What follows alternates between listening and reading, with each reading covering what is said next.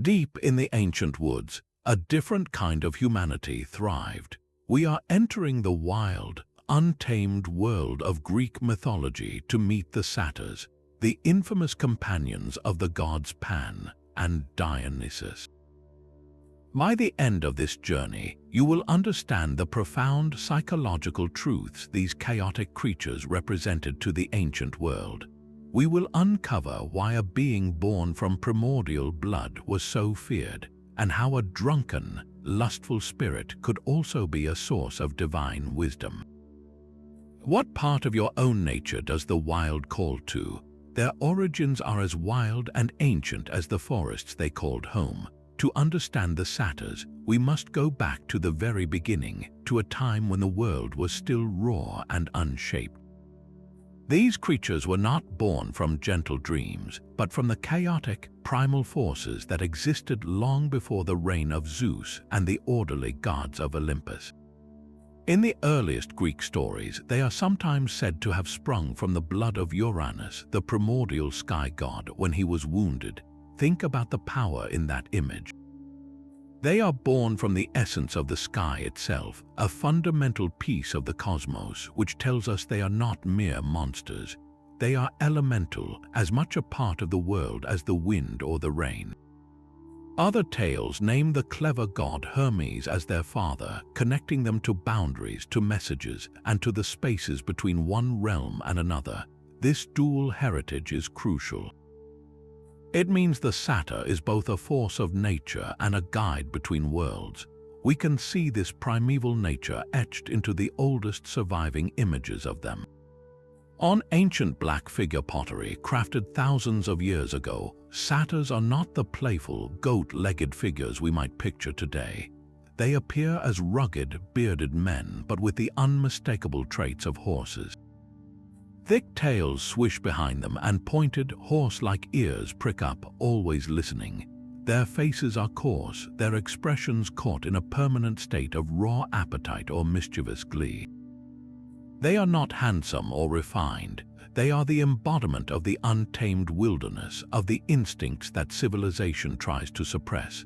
This was their true form in the Greek imagination, a direct reflection of the wild world they represented.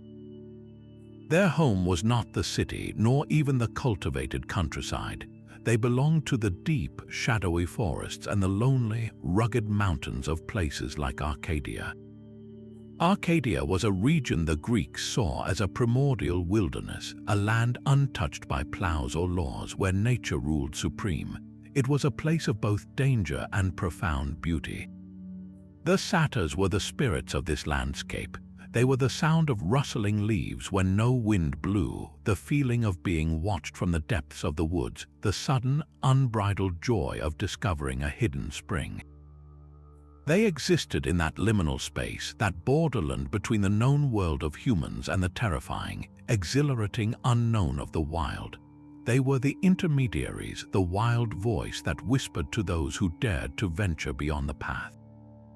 Their most iconic form is a jarring blend of human and beast. From the waist up, a satyr possesses the torso and arms of a man, but this is where any resemblance to civilized humanity ends. His lower body is that of a powerful goat, with sturdy, cloven hooves made for traversing rocky cliffs and hairy, muscular legs. A short, bristly tail often flicks behind him, and curling horns frequently sprout from his wild-haired head. Yet this familiar image was not always the standard. Centuries earlier, in the oldest Greek art, these beings were more horse than goat.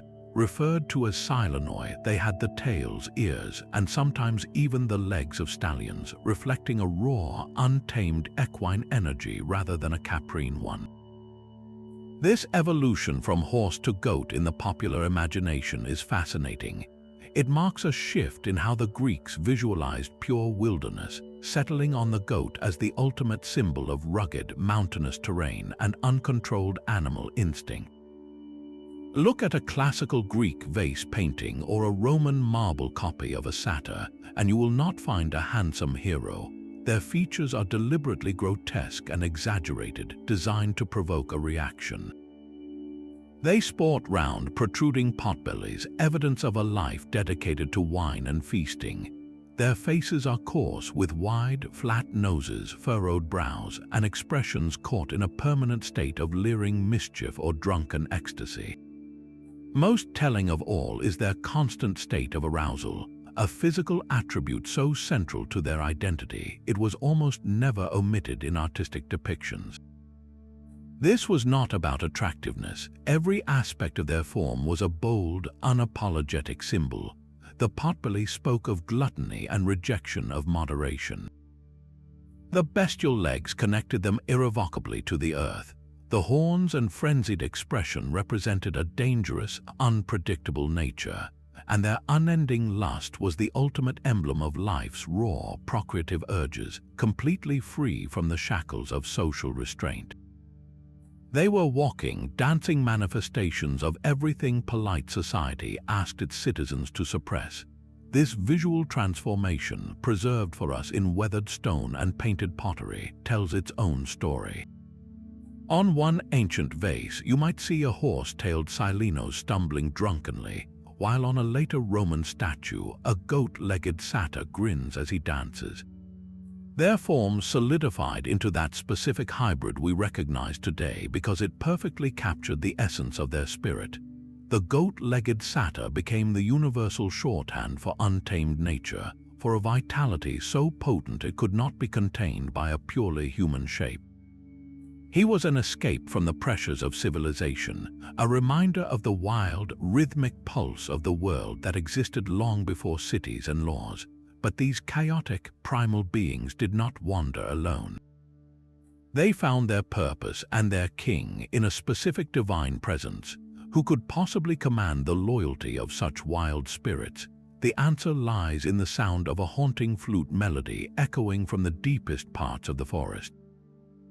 That haunting flute melody was a call to revelry, a summons to abandon all restraint, and the satyrs were its most eager disciples.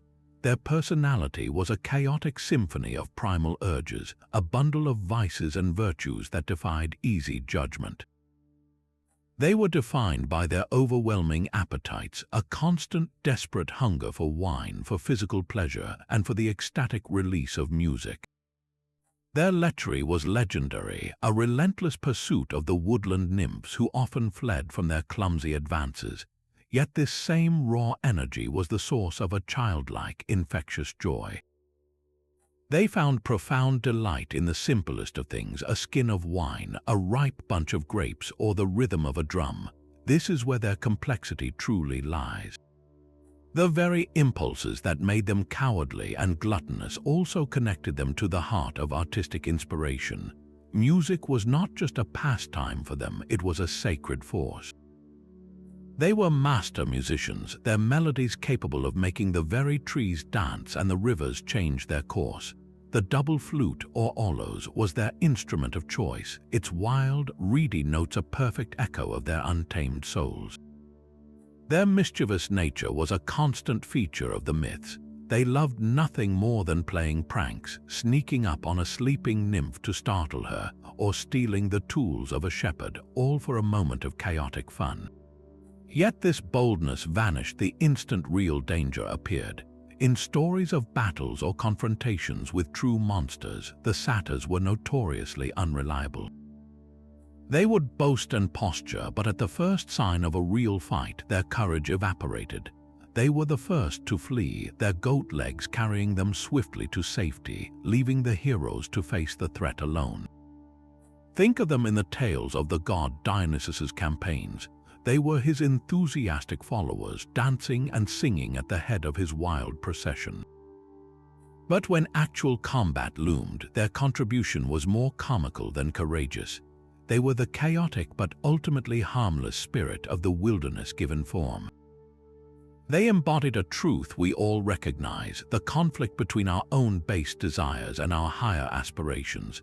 They lived without guilt or shame, fully immersed in the sensory world, and in doing so, they became living symbols of both the perils and the profound liberation that comes from surrendering, even for a moment, to the wildness within.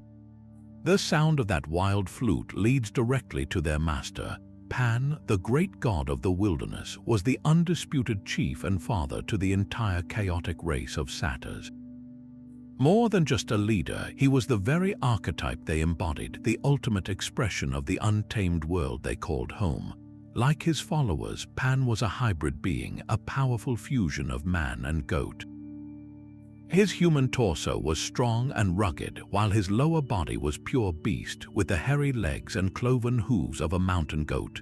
Curling horns sprouted from his wild, unkempt hair, and his face, though often lively, could shift in an instant to a terrifying grimace. He was the god of shepherds and their flocks, of the lonely mountain passes and the dense, shadowy groves.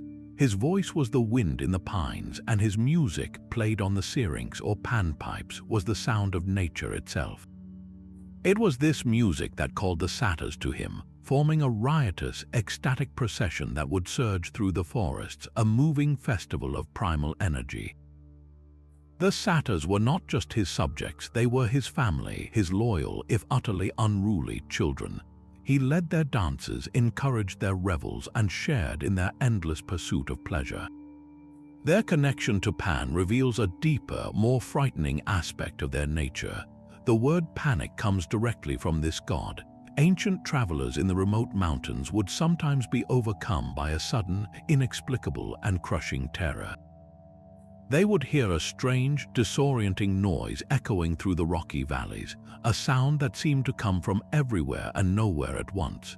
This was the panic fear, a dread sent by Pan himself. It was not a fear of a specific threat, but a primal, mindless horror that stripped away all reason and courage, leaving only the raw instinct to flee. The satyrs, as Pan's constant companions, were part of this phenomenon. They were not just the joyful spirits of the woods, but also the embodiments of its sudden, irrational dangers. They represented nature's dual soul, its capacity for both exhilarating beauty and heart-stopping terror. An ancient Homeric hymn to Pan beautifully captures this duality. It describes him as a merry, musical god, dearly loved by the other deities for the laughter and joy he brings. Yet, in the very same breath, the hymn tells how he can appear at noon, causing that swift, unexplainable panic that scatters armies. This is the core of the satyrs' identity, perfectly mirrored in their chief. They are the thrill of the chase and the fear of what lurks in the shadows. They are the joy of the festival and the terror of being truly, utterly lost. Through their devotion to Pan, the satyrs become more than just mythical party animals. They transform into living symbols of the world's raw, untamable power, a force that can inspire both divine ecstasy and primal fear in the same moment. But their allegiance was not exclusive to the wild god of the mountains. Another, even more unpredictable deity would also claim their loyalty, drawing them into a different kind of frenzy altogether. Yet this chaotic energy found an even greater purpose beyond the lonely mountains. While Pan was their wild father, the god Dionysus became their ecstatic master, channeling their raw instincts into a powerful cultural and religious force. Dionysus was the deity of wine, of ritual madness, and of ecstatic liberation, and the satyrs were the perfect foot soldiers for his revolution. They formed the riotous, beating heart of his sacred retinue known as the Dionysus.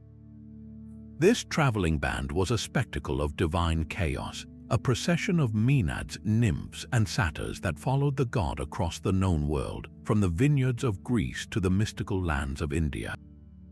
Wherever Dionysus went, his wild entourage brought the festival with them, a moving earthquake of music, dance, and unbridled emotion. The satyrs were not just hangers-on. Their specific brand of lustful, chaotic joy was essential to the god's mission. Dionysus used wine, dance, and theater to tear down the rigid walls of polite society, to liberate the primal emotions that civilization forced people to repress. And who better to lead that charge than the satyrs? They were living proof that surrendering to base impulses could lead not to damnation, but to a kind of divine, ecstatic freedom. In the frenzy of the Dionysian ritual, their gluttony became a sacred communion with the god of the vine. their lust was transformed into a celebration of life's procreative force. Their cowardice was forgotten in the collective trance of the dance. They showed that within chaos itself lay a profound, intoxicating wisdom. This is why they were so central to the birth of Greek theater. The very word tragedy literally means goat song, a possible reference to the satyrs themselves. Early plays often featured a chorus of these goat-legged beings who would provide a raw, comic, and deeply instinctual commentary on the actions of the human heroes. They were the voice of the untamed earth reacting to the dramas of civilization, a constant reminder that beneath our polished surfaces the wild still calls. The satyr did not just serve Dionysus, he completed him. He was the embodied spirit of the liberation the god promised, a walking invitation to cast aside your worries, grab a wineskin, and join the eternal, ecstatic dance. The road itself seemed to come alive when Dionysus traveled. Picture his golden chariot, drawn by fantastical beasts like panthers or lynxes, rolling through the quiet Greek countryside. But the true spectacle was the swirling, roaring tide of life that followed it. At the forefront of this divine procession were the satyrs, their hooves kicking up dust in a rhythmic, chaotic stampede. They were the heralds of the party, the amplifiers of the god's power. Some blew frantically on their double-piped orloi, the reedy, hypnotic music cutting through the air. Others beat on taut skin drums, setting a pulse that made hearts race and feet itch to move. They danced with an abandon that was both joyous and terrifying, their leaping forms a blur of shaggy legs and waving tails. Beside them, the Maenads, the god's female devotees, moved in a state of ecstatic trance, their own cries mingling with the wild music. This was the Dionysus, a traveling festival of divine madness, and its arrival in any town was a cultural earthquake. The satyrs were not just participants, they were the shock troops of this revolution. Their very presence, so blatantly animalistic and free, was a walking challenge to every rule and convention. They ate what they wanted, drank what they wanted, and danced when they pleased, embodying the liberation Dionysus offered. Their role was twofold: to promote the god's rights through irresistible, intoxicating joy, and to protect those rights with a feral, unpredictable violence. They were the carnival and the riot rolled into one. This dual nature is perfectly captured in the tragic story of King Pentheus of Thebes. Pentheus was a ruler of strict, rigid order, a man who saw the wild worship of Dionysus as a threat to his authority and the city's stability. He tried to imprison the god and outlaw his followers, attempting to chain the very spirit of ecstasy itself. But the satyrs were part of the divine response. While they may not have been the ones to physically tear the king apart, that gruesome fate fell to the Maenads. Their presence in the god's retinue signaled the kind of power that was now loose in the land. They represented the chaotic, untamable force that Pentheus foolishly believed he could control. As the king spied on the secret rites from a high tree, it was the wild, percussive energy that the satyrs embodied that filled the air, driving the women to a frenzy where they saw not their king, but a mountain lion to be destroyed. The satyrs' revelry was the soundtrack to the overthrow of tyrannical order, proving that the god's madness could not be locked away or reasoned with. They showed that when the pipes played and the drums beat, even the most solid walls of civilization could crumble into dust. This relentless pursuit was immortalized in 1,000 scenes of art. Across the surfaces of ancient Greek vases, a single, frantic dance repeats itself. A graceful nymph flees through a stylized forest, her robes flowing behind her, a look of alarm or disdain on her face. And just a step behind, a satyr lunges, his grotesque features twisted in a grin of pure, unvarnished lust. This was the eternal chase, a fundamental story written not in words but in clay and paint. The nymphs were not mere targets, they were divine spirits of the natural world, each one a personification of a specific place. There were naiads in the springs and rivers, dryads in the trees, and oreads in the mountains. They represented nature's beauty, its grace, and its fertile, life-giving power. They were the soul of the landscape, elusive and pure. The satyr, in his crude and earthbound form, could never truly possess this beauty. His chase was always, by its very nature, a failure. He was the embodiment of raw, untamed desire, forever chasing an idealized perfection that remained just out of reach. Think of the tragic story of the satyr Marsyas. He was no ordinary satyr, but a master musician, so skilled with the double flute that he foolishly challenged the god Apollo himself to a contest. For a moment, it seemed the wild, earthy music of the satyr could rival the refined, celestial strains of Apollo's lyre, but it was a doomed ambition. Apollo won, and for his hubris, Marsyas was tied to a tree and flayed alive. His story is the ultimate extension of the chase. It is the raw, instinctual artist overreaching, trying to grasp a divine perfection that belongs to a higher order and paying the ultimate price for his transgression. This dynamic was far more than a simple myth about lust. For the ancient Greeks, it was a powerful cultural metaphor. The satyr represented the part of human nature that is all appetite, the impulsive, physical self that seeks immediate gratification. The nymph represented the ideal, the beautiful, the spiritual, the part of us that aspires to something higher and more refined. Their endless, fruitless chase across the surface of a wine cup was a vivid illustration of an internal human conflict, the constant tension between our base instincts and our higher aspirations. Every time a Greek citizen lifted a vessel and saw this scene, he was reminded of the struggle within his own soul. Do you give in to the wild, satyr-like impulse, or do you strive for the elusive grace of the nymph? The art offered no easy answer, only the perpetual, dramatic dance itself. Yet, even in their failure, the satyrs served a purpose. Their chaotic energy, forever pressing against the boundaries of beauty and order, was a vital force in the cosmic balance. Without that wild, desiring impulse, the world would grow stagnant. That frantic, earthy music of the satyrs held a power so profound it could challenge the heavens themselves. This is the story of Marsyas, a satyr who dared to do just that. The tale begins not with a creation, but with a divine rejection. The goddess Athena, in a moment of inspiration, invented the double flute, the aulos. But when she saw her reflection distorted as she puffed her cheeks to play, she deemed the instrument ugly and undignified. In disgust, she threw it away. It was Marsyas who found it, this discarded piece of divine ingenuity. The moment his lips touched the reeds, he discovered a natural, breathtaking talent. The wild, ecstatic music that flowed from the aulos was the very voice of his satyr soul, and he mastered it completely. His fame spread across the land, and with that fame grew a dangerous pride.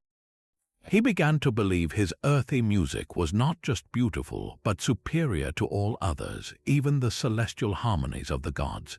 This arrogance led him to issue a challenge to Apollo, the god of music, light, and reason, whose instrument was the graceful, stringed lyre. The contest was set with the muses as judges, and the stakes were unimaginably high. The winner could demand any price from the loser. Apollo, serene and confident, took the stage first. His fingers plucked the strings of his lyre, and a wave of perfect, structured harmony filled the air. This was the music of the cosmos, of mathematical order and intellectual beauty. It soothed the mind and lifted the spirit towards the divine. Then it was Marsyas's turn. He raised the aulos to his lips, and a completely different kind of power erupted. This was not the music of the stars, but of the soil. It was the wild rhythm of the heartbeat, the frantic pulse of the dance, the raw cry of unbridled emotion. His music did not appeal to the mind, but to the body and the primal soul, compelling everything to move, to feel, to abandon itself. For a moment, it seemed the contest was a tie, a perfect balance between two opposing forces. But Apollo, cunning and divine, proposed a second round. He declared they should not only play their instruments, but sing at the same time. This was a trick, an impossible feat. You cannot sing while playing the double flute, as it fills the mouth and requires the full force of the breath. Marsyas, bound by the physical limits of his own instrument, had to accept defeat. The victory went to Apollo, and the god's price was as brutal as it was symbolic. For the crime of hubris for challenging the divine order, Marsyas was tied to a tree and flayed alive. His skin was torn from his body, a horrific punishment that served as a stark, gruesome warning. Classical art did not shy from this violence. Sculptures and vase paintings vividly depict the satyr's agonizing end, his muscular form exposed as his skin is peeled away, a permanent testament to the cost of overreaching. The myth of Marsyas is far more than a simple story about a musical contest. It is a profound exploration of two kinds of power. The aulos represents the ecstatic, the emotional, the music that comes from the earth and the body. It is the sound of Dionysian frenzy, of satyrs at play, of losing yourself in the moment. The lyre represents the rational, the ordered, the music that comes from the mind and the heavens. It is the sound of Apollo's logic, of cosmic balance, of finding yourself through structure. Marsyas's tragedy was not that his music was inferior, but that he believed his wild, earthly power could defeat the celestial order itself. He failed to understand his place, and in doing so, he became an eternal cautionary tale about the boundary between the human, or in his case the bestial, and the divine. His flayed skin hanging in the woods was a grim reminder that some lines cannot be crossed. But even the somber lesson of Marsyas could not silence the wild pipes for long. The same earthy spirit that led to his downfall found a sanctioned home on the very stage where Greek tragedies were performed. After a long day witnessing three devastating tales of royal downfall and divine punishment, the Athenian audience was treated to something entirely different, a satyr play. This unique genre was the fourth and final act of a tragic competition, a necessary release of laughter and crude energy following the heavy themes of fate and suffering. It was a brilliant piece of psychological design, acknowledging that humanity cannot live on high tragedy alone. We need to laugh, especially at the things that scare us or that we are told to repress. The satyr play was that cathartic laugh, given a formal structure and a chorus of its most chaotic mythical beings. Imagine the scene: the same masked actors who just portrayed kings and heroes would now return, accompanied by a chorus of actors dressed as satyrs, complete with shaggy leggings, horse tails, and prominent phalluses. The shift in tone was immediate and deliberate. While the tragedies explored the heights and depths of the human spirit, the satyr play explored the basement, the foundation of our most basic animal instincts. The plots were clever subversions of the very myths the audience knew so well. They would take a grand, epic story and filter it through the lens of the satyr's insatiable appetites. In one surviving play, Euripides' The Cyclops, the terrifying encounter between Odysseus and the man-eating Polyphemus, becomes a drunken farce. The satyrs, led by their old, cowardly father Silenus, are slaves to the Cyclops. When Odysseus arrives, instead of heroic cunning, we see Silenus trying to trade his master's food and livestock for wine. The epic confrontation is reduced to a comedy of intoxication and gluttony, with the satyrs providing a running commentary of fear and self-interest. This was the essence of the genre, taking the monumental and making it relatable, messy, and profoundly funny. The satyrs on stage were not just mythical creatures, they were mirrors. Their predictable reactions of cowardice in the face of danger, their immediate obsession with wine, and their clumsy lust reflected the parts of ourselves we are taught to hide. By laughing at Silenus trying to cheat the Cyclops or a chorus of satyrs fleeing from a minor god, the audience was given permission to acknowledge their own base impulses without judgment. It was a safe space to explore the satyr within every human, that untamed part of our nature that cares more for a full stomach and a good time than for glory or honor. This comedic exploration did not cheapen the tragedies that came before, it completed them. Together, they presented a full picture of what it means to be human, capable of both noble sacrifice and selfish desire, of profound grief and raucous joy. The satyr play was the final, crucial chord that resolved the symphony of the festival, reminding everyone that after the tears, life, in all its messy, instinctual glory, must go on. Amid all this chaotic energy stood one figure who defied simple categorization. Silenus, often called the oldest and wisest of the satyrs, presented a startling contradiction. His appearance was the most grotesque of all, a caricature of satyr excess. He was typically depicted as a bald, rotund, elderly man, perpetually flushed with wine, and often so drunk he had to be supported by his younger companions or ride on the back of a donkey. He embodied gluttony and inebriation in its purest form. Yet this stumbling, comical figure was also revered as a fountain of profound wisdom and a possessor of prophetic knowledge.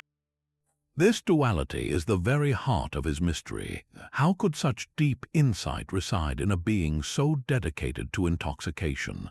The answer lies not in spite of his drunken state, but because of it. In the ancient worldview, the rational, sober mind was trapped by the illusions of civilization, by its rules, its ambitions, and its fragile sense of order. To break through that veil and perceive a starker truth, one had to step outside that rationality. The ecstatic trance of the Maenad, the creative frenzy of the poet, and the drunken stupor of Silenus were all seen as different paths to the same destination. A raw, unfiltered connection to a reality too vast and terrible for the waking mind to bear. The most famous story of Silenus captures this perfectly. King Midas, the ruler famous for his golden touch, desperately wanted the satyr's wisdom.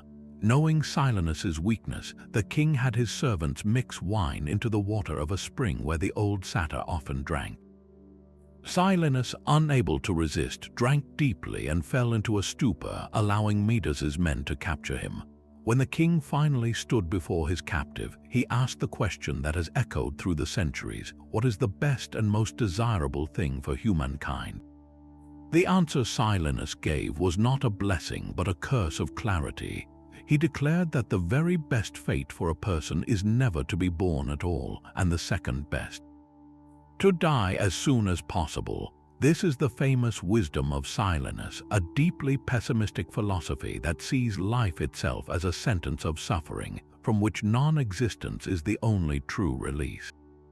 This was not the wisdom of a philosopher in a library, but the raw, terrifying insight granted by a state that had stripped away all comforting lies. It was a truth found at the bottom of a wine cup, a realization that all our striving, our kingdoms and our gold, are ultimately meaningless in the face of our inevitable fate. Silenus became a powerful symbol, the ultimate trickster teacher. His ridiculous exterior concealed an oracle of doom, and his preferred method of revelation was through the very vice that made him seem foolish. He represents the idea that the most unsettling truths about our existence are not found in the clear light of day, but in the shadowy realms of altered consciousness, where the ego dissolves and the universe's indifferent nature is revealed. He is the laugh that turns into a sob, the party that ends in existential dread, the wild spirit who, in his pursuit of the most basic physical pleasure, accidentally stumbled upon the most desolate spiritual truth. Across the sea in Rome, the wild satyr underwent a profound transformation, softening into a gentler spirit of the cultivated countryside. The Romans, with their own deep reverence for the land and its boundaries, did not simply copy the Greek myths. They absorbed them, merging the chaotic satyr with their own ancient god of the fields and forests, Faunus. This fusion created a new being, the faun, a creature still part man and part goat, but one who had lost much of the raw, aggressive lust that defined his Greek ancestors. Where the Greek satyr was a force of untamed wilderness, the Roman faun became a protector of the pastoral world, a spirit who watched over shepherds and their flocks, ensuring the fertility of the soil. He was less a symbol of dangerous ecstasy and more a guardian of the peaceful, productive farm. This shift in character reflects the core values of Roman society itself, which prized order, agriculture, and the sacred boundaries of the homestead over the wild, untamed freedom the Greeks often explored in their myths. The faun was not a threat to civilization, but a partner to it, his presence a blessing upon the land. The great poet Ovid played a pivotal role in cementing this new image in the popular imagination. In his epic work, The Metamorphoses, fauns are ever-present figures in the bucolic landscape. They are mischievous, to be sure, and can still startle a lone traveler, but their antics are more playful than predatory. They are woven into the stories of nymphs and shepherds as part of the natural order, not as a chaotic intrusion from outside of it. Ovid's fauns are integral to the rustic setting, their pipes providing the soundtrack to a peaceful afternoon rather than the frenzied call to a riotous orgy. This literary portrayal helped to domesticate the creature, smoothing his roughest edges and placing him firmly within a world that, while magical, was also familiar and safe. The Romans also emphasized a different aspect of these beings, one only hinted at in the Greek tradition with the wise Silenus. They revered Faunus and by extension the fauns for their prophetic abilities.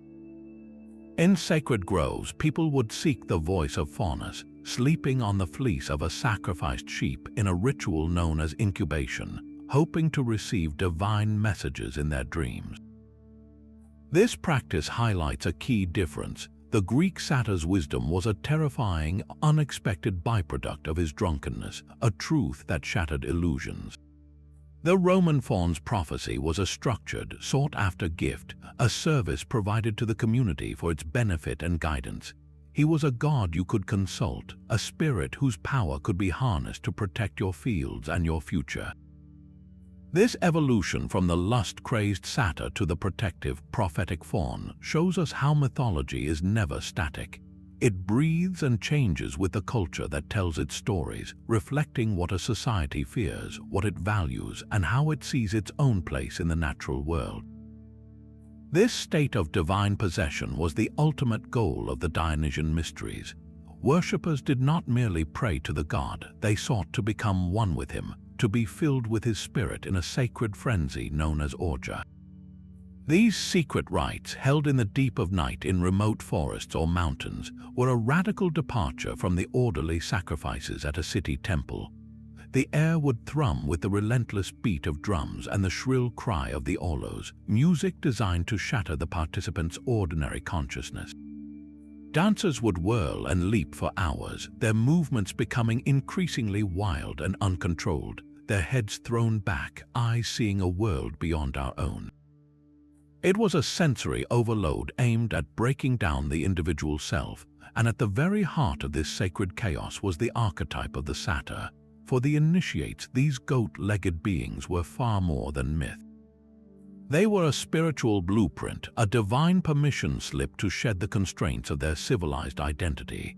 By mimicking the satyr's unrestrained dance, his raw connection to the earth, and his ecstatic release, a worshipper could hope to achieve that coveted state of enthusiasmos, of having the god within. In the throes of the ritual, a man was no longer a citizen, a farmer, or a soldier. He was a living embodiment of the wild, his humanity momentarily fused with the divine beast. This was not simple imitation, it was a profound act of channeling a primal force.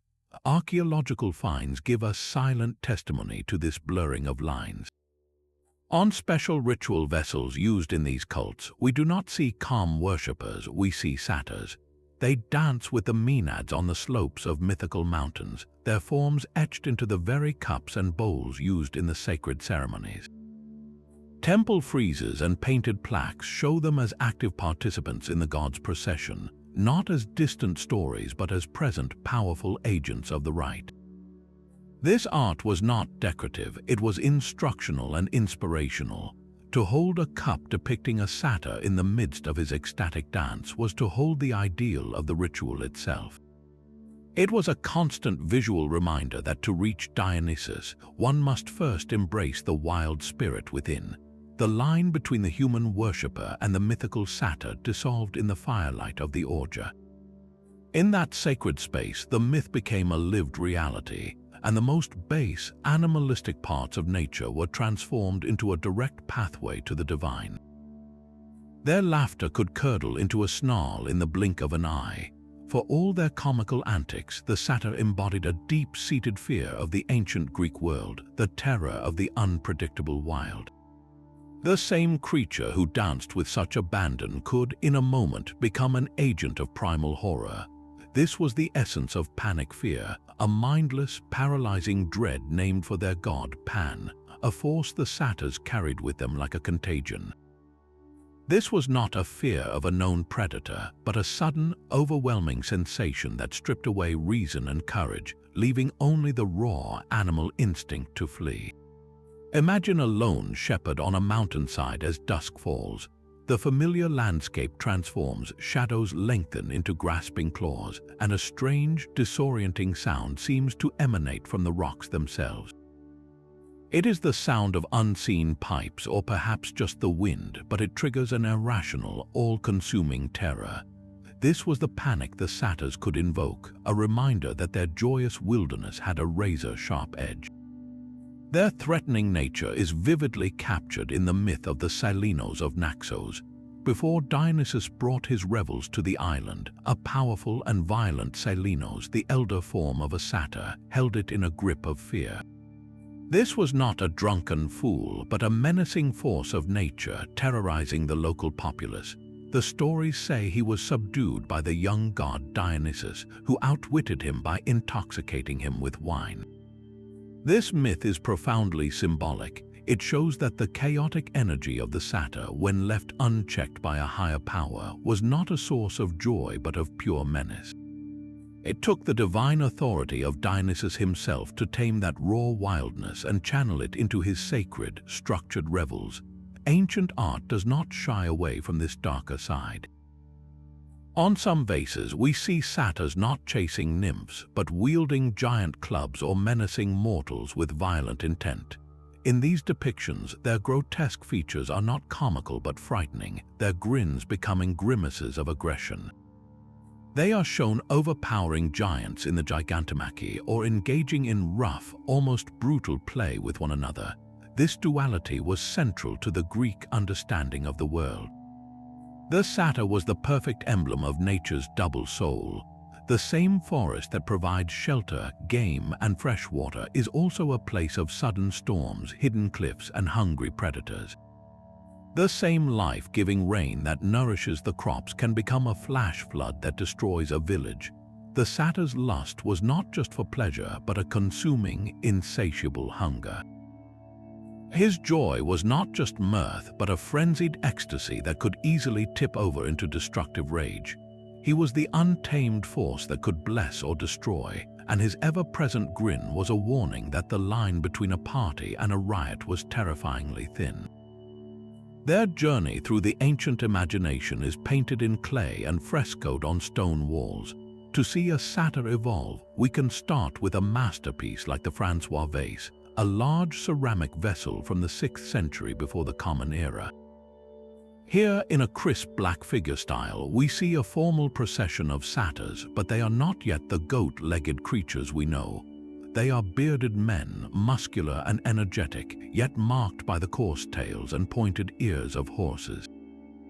They are called Silenoi here, and they march with a raw, untamed power, their bodies a testament to their origins as spirits of the wild, unrefined earth. This was the satyr in his earliest widespread artistic form, a being more equine than caprine, whose wildness was expressed through a different kind of animal vigor. As centuries passed and artistic styles shifted from black figure to the more detailed red figure technique, a transformation occurred. The satyr began to change. The horse tail slowly disappeared, replaced by the shorter, bristly tail of a goat. His legs, once fully human, became shaggy and bestial, ending in the unmistakable cloven hooves that anchored him to the rocky terrain.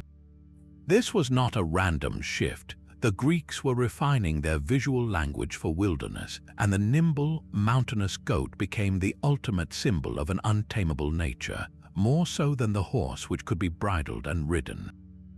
The Satyr's form solidified into the hybrid we recognize today because it perfectly captured this essence. His exaggerated features became a playground for artists. On a drinking cup, a satyr might be shown stumbling under the weight of a huge wineskin, his potbelly leading the way. On a storage jar, he could be caught in a futile, comical chase after a swift nymph. These were not just decorative scenes, they were profound cultural conversations. The satyr's permanent state of arousal was a bold, unflinching symbol of life's generative force, while his drunken stupors explored the thin line between divine ecstasy and foolish degradation. Artists used his body to ask their audience where humanity ended and animal nature began. The Romans inherited this vibrant tradition and expanded it into their homes. In places like the Villa of the Papyri in Herculaneum, the satyr stepped out of pottery and into life-sized sculpture. A famous bronze from that villa captures a drunken satyr in stunning detail.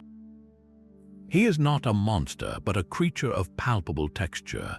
You can almost feel the rough hair on his goat legs and the smooth skin of his human torso. He is reclining, utterly relaxed in his intoxication, a slight, knowing smile playing on his lips. This Roman satyr is less a threatening force of chaos and more an accepted part of the luxurious, natural world, a symbol of the pastoral bliss that wealthy Romans idealized. He appears in elaborate frescoes too, peeking from garden walls in Pompeian villas, forever frozen in his dance, his pipes silent in the painted stone. From the formal processions on Greek vases to the playful garden spirits in Roman villas, the satyr's artistic journey mirrors his cultural one. He was a canvas upon which artists projected their deepest questions about desire, restraint, and our own animal souls. His enduring image proves that this chaotic spirit was far more than a mythical beast. He was an essential tool for understanding what it means to be human. That drunken, stumbling figure of Silenus held a secret the philosophers could not ignore. The very creature that represented our most embarrassing instincts became, in the hands of Greek thinkers, a powerful symbol for an authentic life. This was the birth of the philosophical satyr, a metaphor that turned the wild beast into a guide for human conduct. The Cynic philosophers, in particular, saw in the satyr a model for their radical way of living. Diogenes, the most famous cynic who lived in a tub and scorned all social pretense, was embodying the satyr's spirit. The cynics advocated for a life lived in absolute accordance with nature, stripping away all the artificial needs created by civilization, luxury, and complex social rules. What was the satyr if not the ultimate example of this? He wore no fine clothes, built no houses, and recognized no king but the god of the wild. His desires were simple and direct: for wine, for food, for companionship, and he felt no shame in pursuing them openly. The cynics aimed to achieve this same state of raw, unaccommodated humanity, believing that true happiness and virtue came from satisfying only our natural needs and rejecting everything else as a corrupting illusion. The satyr's rejection of the city was for them a rejection of a sick society. His life in the wilderness was not one of poverty, but of philosophical freedom. This idea was given its most profound expression by Plato, who used the figure of Silenus to explore a deeper truth about reality itself. In his dialogue, The Symposium, Plato has the character Alcibiades compare the philosopher Socrates to a Silenus statue. These were small, carved figures of the old, ugly satyr that could be opened up to reveal a beautiful god inside. Alcibiades says Socrates is just like that, outwardly grotesque and ridiculous, with his bulging eyes and snub nose, always talking about cobblers and blacksmiths. But inside, once you open him up, you find treasures of unimaginable wisdom and virtue. This is the core of the Silenic nature, the concept that the most valuable truths are often hidden within a plain or even ugly exterior. The satyr's rough hide and lewd grin were no longer just signs of bestial lust, but could be the deliberate disguise of a profound inner life. He became a symbol for the idea that we should not judge by appearances, that the most important realities are not on the surface. The philosophical satyr was thus a figure of immense contradiction, and that was the entire point. He was both the basest animal and the wisest sage, the drunken fool and the sober truth-teller. He represented the raw human being before civilization imposed its layers of manners, ambitions, and hypocrisies. In embracing his natural desires without shame, he achieved a kind of purity that the polished citizen had lost. This radical concept that true freedom lies in returning to our essential, instinctual nature did not die with the ancient world. It lay dormant for centuries, a seed waiting for the right conditions to sprout. When European scholars rediscovered the classical texts during the Renaissance, they found this powerful image of the uncorrupted natural man, and it would help ignite a revolution in how humanity saw itself. Even the mightiest heroes could not escape their chaotic presence. When Hercules, the greatest of all Greek champions, lay down to rest after one of his labors, a band of satyrs saw their chance. They crept toward the sleeping demigod, their eyes fixed on his legendary club and lion skin cloak. Here was an opportunity for mischief and perhaps a little theft, a classic satyr endeavor. But the moment Hercules stirred, their courage evaporated. They scrambled away in a panic, their clumsy hooves skidding on the earth, only to be caught with laughable ease by the now awake hero. Their punishment was as humiliating as their crime was foolish. Hercules did not slay them. That would be an overreaction to such a trivial threat. Instead, he forced them to dig ditches to perform hard manual labor. The scene was pure comedy, the ultimate contrast between divine strength and chaotic cowardice. Hercules, the embodiment of disciplined power and purpose, made a mockery of their undisciplined antics. Their failed attempt highlighted everything a hero was not. They were opportunistic, not brave, greedy, not noble, and utterly incapable of seeing a plan through when faced with any real resistance. This story was not just a funny aside, it was a moral lesson in miniature, using laughter to define the very essence of heroism by showing its opposite. Their role in the world of Odysseus was even more telling. In some versions of the Cyclops myth, when Odysseus and his men land on the island of the one-eyed giant Polyphemus, they find it already inhabited by Silenus and his band of satyrs. The old, drunken satyr and his sons are not free spirits of the wild here, but slaves to the monster, forced to tend his flocks. When Odysseus arrives seeking food and shelter, Silenus does not offer heroic aid. Instead, he sees an opportunity for personal gain, trying to trade the Cyclops' property for more wine from the Greeks. He is the epitome of self-interest, a cowardly trickster whose only loyalty is to his own appetites. This interaction sets the stage for the epic confrontation to come. Odysseus, the man of countless cunning plans, must navigate a world where not even the local spirits can be trusted. The satyrs here are a background chorus of fear and vice, their chaotic nature magnifying the sheer, terrifying power of the Cyclops and the brilliant, ordered intelligence required to defeat him. While Odysseus uses his wit to blind the giant and escape, the satyrs can only watch, flee, or complain, utterly useless in a crisis that demands real courage. What do these encounters truly reveal? The satyr acts as a narrative foil, a chaotic mirror held up to the hero. In the face of Hercules' strength, the satyr is weak. Confronted with the cunning of Odysseus, the satyr is foolish and short-sighted. Where the hero exercises self-control and pursues a grand destiny, the satyr is a slave to his immediate desires. This stark contrast was fundamental to Greek storytelling. It allowed the audience to understand the value of heroic virtues by seeing what happened in their absence. A world ruled by satyrs would be a world of constant, pointless revelry, petty theft, and no accomplishment. There would be no great cities built, no monsters slain, no voyages of discovery, only an endless, chaotic party that led nowhere. The hero tames the wild, both in the external world and within his own soul. The satyr is that internal and external wildness given form, the part of us that would rather steal a weapon than earn one, that would betray a stranger for a sip of wine. By laughing at the satyr's failures, the ancient Greeks were reaffirming their own cultural ideals of bravery, intelligence, and perseverance. These chaotic spirits, forever nipping at the heels of heroes, ultimately helped to define what it meant to be truly great. Their wild revelry was not confined to the sunlit world. Even in the silent, shadowy realm of the dead, the satyr's chaotic energy found a place. On ancient vases crafted in the Greek colonies of southern Italy, a surprising scene sometimes unfolds. Amidst the somber figures of Hades and his queen Persephone, a grinning, goat-legged satyr can be seen, dancing his eternal dance in the very heart of the underworld. His presence there seems like a paradox. What was this spirit of life and lust doing in the land of the forgotten? This was no artistic mistake. It was a profound statement about the cycle of existence itself.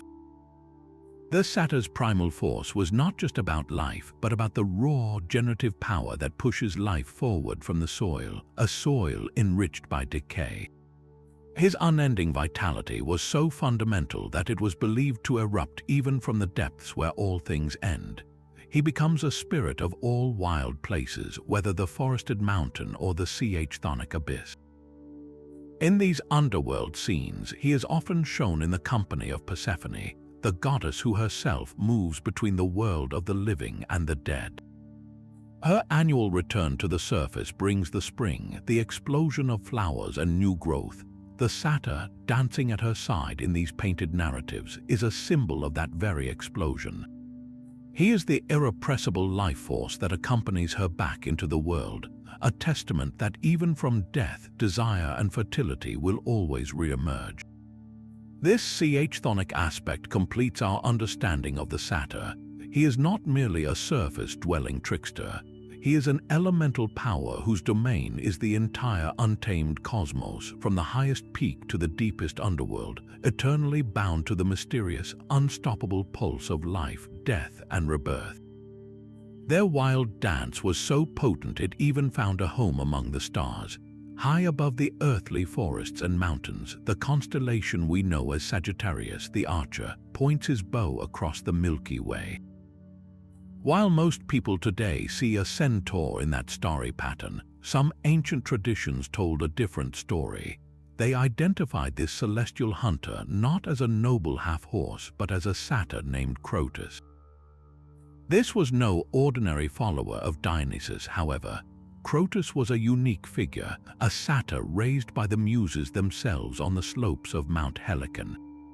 Far from being a drunken reveler, he was a gifted inventor and a devoted companion to the goddesses of the arts. It was Crotus, the myth says, who invented archery, and his passionate applause for the muses' performances is said to be the origin of the words applause and applaud.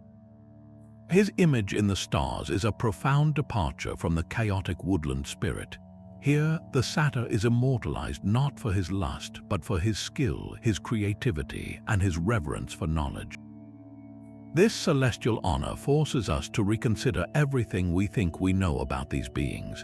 The Greeks saw a deep connection between the wild, ecstatic inspiration of the satyr and the structured, beautiful arts of the muse. Both were seen as different forms of the same divine frenzy, one raw and the other refined. By placing Crotus in the heavens, they were acknowledging that the untamed spirit could be a source of civilization's greatest achievements. The frantic rhythm of the satyr's drum could evolve into the complex meter of a hymn. His joyful shouts could transform into the measured praise of a poet. This stellar myth presents the ultimate evolution of the satyr archetype, a being whose primal energy, when properly channeled, could master the bow and honor the song, bridging the gap between the untamed earth and the ordered cosmos. His eternal presence in the night sky is a silent testament to the ancient belief that inspiration, in all its forms, is a wild and sacred force. That celestial archer gazing down from the stars would have been unrecognizable just a few centuries later. As the classical world faded and the Middle Ages dawned, the wild satyr underwent a profound and sinister transformation. The rich tapestry of pagan mythology was now viewed through the strict lens of Christian theology, and these goat-legged spirits of the forest were stripped of their complexity. They were no longer seen as joyful, if chaotic, companions of Dionysus or philosophical symbols of nature. Instead, the medieval mind systematically recast them as demons. Their cloven hooves, horns, and animalistic lust became the standard iconography for the devil and his minions. The satyr's very form, once a celebration of untamed life, was now a portrait of sin and damnation. In bestiaries and moralizing texts, they were presented as real but malevolent creatures lurking at the edge of the known world, physical manifestations of humanity's fallen state and its temptation toward base desires. This demonization was a powerful tool, turning the ancient symbol of liberation into a warning against the perils of the flesh. The wilderness they once embodied was no longer a source of divine ecstasy, but a haunted realm of spiritual danger. Yet this condemned figure was destined for a spectacular rebirth. With the dawn of the Renaissance, a new hunger for classical knowledge swept through Europe. Scholars and artists, unearthing long-forgotten texts and statues, rediscovered the satyr in his original form. They saw him not as a demon, but as a powerful expression of humanist ideals, a celebration of the natural world and the human body. This reclamation was led by the greatest artistic minds of the era. Leonardo da Vinci, in his haunting painting of a figure now often called Bacchus, captures this duality perfectly.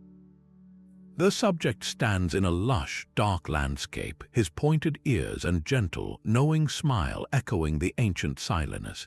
He is not a monster, but a beautiful, enigmatic being completely at one with his natural surroundings, a fusion of the human and the wild that inspires contemplation, not fear.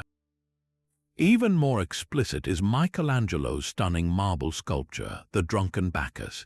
Here, the god of wine is portrayed with all the classic attributes of a satyr, his body swaying with intoxication, a playful young satyr behind him nibbling on the grapes he holds.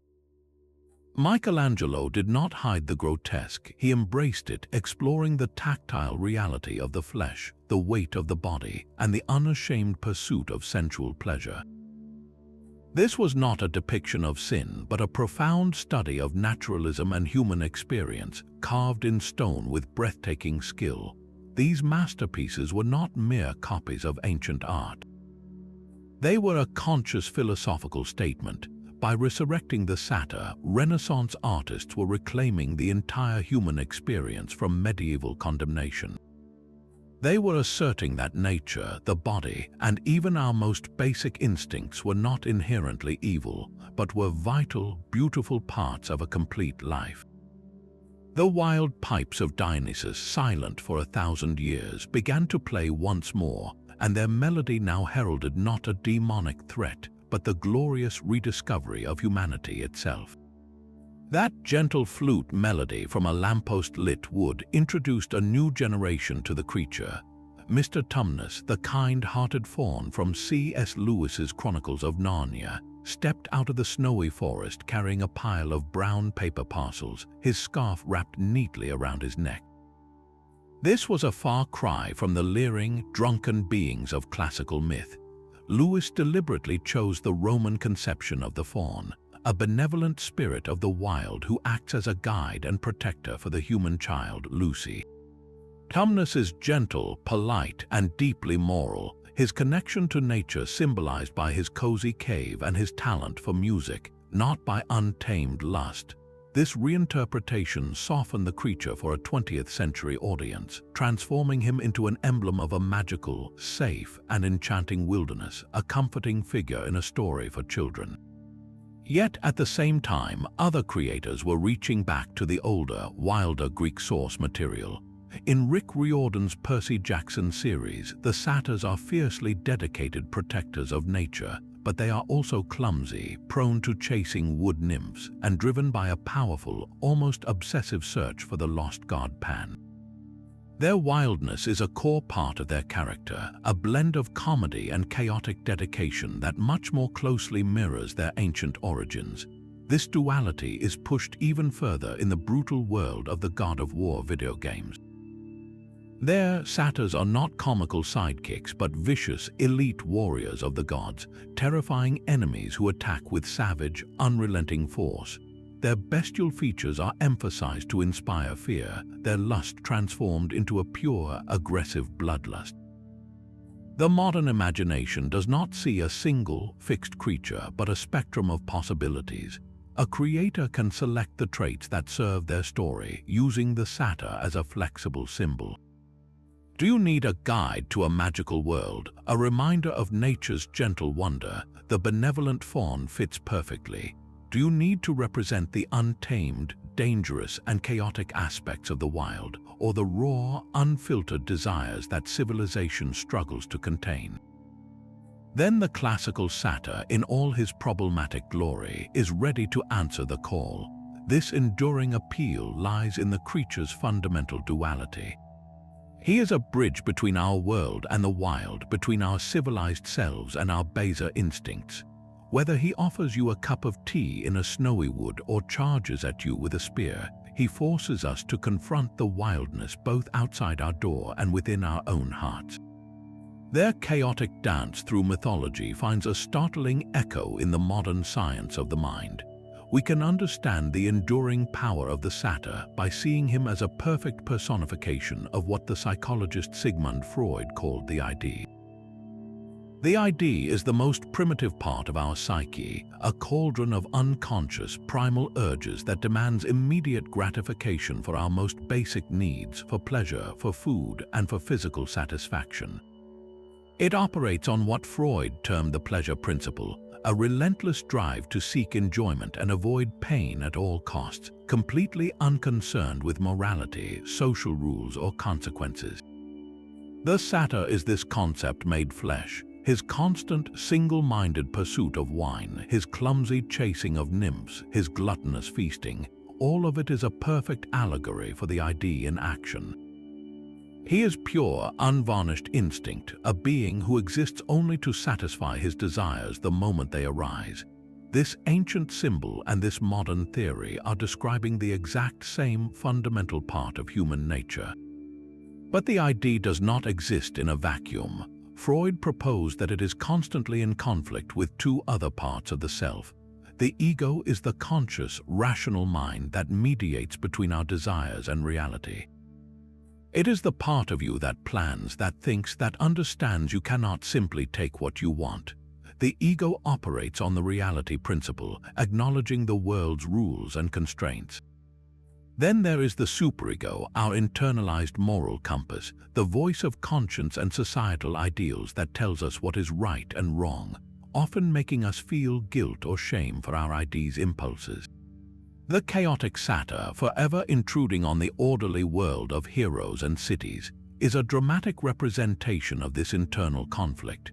When King Pentheus tries to outlaw the worship of Dionysus, it is not just a political act, it is the superego, the voice of strict moral and civic order, trying to suppress the wild, idea-like energy of the satyrs and their revels. The resulting tragedy shows what happens when the idea, once repressed, erupts with uncontrollable force. The chase between a satyr and a nymph is more than a myth, it is a picture of the human condition. The nymph represents an idealized, unattainable beauty, a symbol of the superego's high standards. The satyr is the raw idea, forever striving to possess that ideal but always failing because our base instincts can never fully grasp our higher aspirations. We see this struggle play out in our own lives every single day. That sudden craving for a rich dessert when you know you should eat something healthy, that is your inner satyr, your idea, speaking up. The part of you that calculates the calories and decides against it, that is your ego negotiating with reality. And the voice that makes you feel guilty for even wanting the dessert, that is your superego at work. The ancient Greeks did not have Freudian terminology, but they understood this psychological battlefield intimately. they created the satyr as an external symbol of the internal wildness that every person must learn to manage. His enduring resonance lies in this universal truth. He is not just a mythical beast, he is the embodiment of the untamed part of ourselves that civilization asks us to control but never quite manages to destroy. Their wild, lustful nature forces us to confront a difficult question about gender in the ancient world. The satyr figure represents a very specific and exaggerated form of male sexuality, one that is primal, aggressive, and almost entirely divorced from emotional connection. This is not the complex masculinity of a hero like Odysseus, whose cunning is tied to his love for home and family, nor is it the disciplined strength of Hercules, who channels his power for a greater good. The satyr embodies a raw, hyper-masculine drive that objectifies and pursues without any thought for consequence or relationship. His defining characteristic is an uncontrollable lust, a physical urge that directs all his actions. The countless scenes on Greek vases of satyrs chasing nymphs are not stories of romance or courtship. They are depictions of pure, unvarnished pursuit, where the nymph exists not as a person with her own desires, but as an object of his immediate, overwhelming appetite. This portrayal served as a cultural cautionary tale. For the ancient Greeks, the satyr was the embodiment of what could happen when male desire was completely unchecked by reason, duty, or empathy. He was masculinity stripped down to its most basic and often most toxic components, a walking symbol of the chaos that ensues when physical impulse overrules all other human considerations. This archetype reinforced a clear boundary. A civilized Greek man was expected to exercise self-control, to be the master of his household and his own passions. The satyr was the terrifying, comic, and thrilling image of what lay on the other side of that boundary, a creature who was all ID and no superego, a slave to his own urges. Yet modern interpretations are beginning to deconstruct this ancient blueprint. Contemporary stories are playing with the satyr archetype, sometimes portraying these beings with more emotional complexity or using them to directly critique traditional gender roles. We see this in characters who struggle with their wild nature or who form genuine bonds that go beyond simple physical desire. In these new narratives, the satyr's lust can be reframed as a deep, misunderstood connection to the life force of the world, or his chaotic energy can be channeled into protective rather than predatory purposes. This evolution reflects our own ongoing cultural conversation about masculinity, desire, and the boxes we have built around gender for thousands of years. The satyr, once a simple symbol of toxic male lust, is becoming a more nuanced figure, allowing us to explore the wild, untamed parts of our nature without simply condemning them or letting them run rampant. His transformation on the page and screen mirrors our own struggle to understand the complex relationship between our primal instincts and our capacity for connection, asking us what it truly means to be masculine in a world that is constantly redefining the term. So we have followed their tracks from the primordial woods to the starry heavens, from the comic stage to the psychologist's couch. The satyr remains one of mythology's most enduring figures precisely because his nature is not single, but a chorus of contradictions. He is the ultimate shape-shifter, a being whose essence defies any simple definition. Born from the blood of the sky or the wit of Hermes, he is a fundamental force of the wild world, a spirit of the untamed earth in its most raw and potent form. His allegiance is split between the panic-inducing wilderness of Pan and the ecstatic, liberating madness of Dionysus, serving as a bridge between the terror and the joy inherent in nature itself. On the stage, he provided the necessary comic release, the earthy laugh that followed profound tragedy, while in art, his eternal chase became a mirror for our own internal struggles between desire and restraint. He is a walking paradox, a symbol of unbridled joy that can curdle into primal terror in an instant, a cowardly fool who can also be a vessel for devastating wisdom. At his core, the satyr is a liminal being, forever caught in the space between human and animal, between the ordered city and the chaotic wilderness, between the rational mind and the instinctual body. His enduring power does not come from a single trait, but from this very ambiguity. He forces us to look into the dark of the forest and recognize a part of ourselves staring back. He is the wild, untamable voice that whispers from just beyond the firelight, a permanent reminder that no matter how high we build our walls, the ancient dance of the wild is always waiting. The satyr's final lesson is that chaos and ecstasy are not enemies of a meaningful life, but essential parts of its rhythm. These goat-legged beings were the ancient Greeks' way of mapping the wilderness of the human soul, giving a face to the forces of instinct that civilization so carefully walls away. Their myths were not just entertaining stories, but a sophisticated psychological toolkit.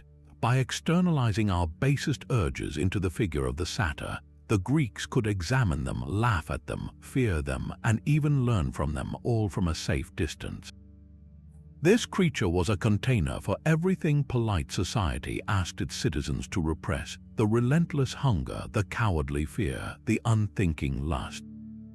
Yet in that very wildness, they also found a path to divine connection and artistic inspiration. The satyr does not ask to be tamed, only acknowledged. He is the drumbeat beneath the symphony of civilization, a permanent reminder that our polished selves are built upon a foundation of primal earth. What part of your own nature does the satyr represent? Is it the untamed creativity, the sudden impulse, or the simple joy of losing yourself in a moment? Share your thoughts in the comments below, and don't forget to subscribe for more deep dives into the wild world of ancient myths.